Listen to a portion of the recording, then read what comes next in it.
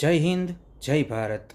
America का commerce secretary Harvard Lutnick या Lutnick, जो भी उसका नाम है, जो डोनाल्ड ट्रंप का बहुत ही पुराना मित्र भी है, उसने आज बहुत ही विचित्र और विकृत स्टेटमेंट दिया है भारत के बारे में। उसने कहा है कि भारत को हमें फिक्स करना होगा, यानी कि सोफिस्टिकेटेड भाषा में ये एक धमकी है, भारत को हमें सही करना होगा, भारत को हमें लाइन पे लाना होगा। ये क्यों ऐसा कह रहे हैं? क्योंकि भारत उनकी बात सुन नहीं रहा। वैसे हमने कभी भी अमेरिका की बात सुनी नहीं है, लेकिन इन लोगों की सेंस ऑफ एंटाइटलमेंट और नस्ल भेदी विचारधारा इतनी स्ट्रांग है कि ये स्वीकार नहीं कर पा रहे हैं कि भारत उनकी बात क्यों नहीं सुन रहा, जबकि पाकिस्तान उनका सब कुछ सुन रहा है।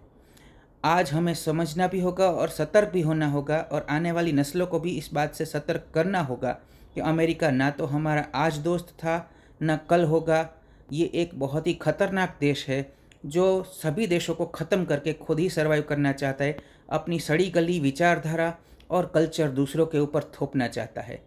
मेहरबानी करे, अमेरिका से दूर रहे।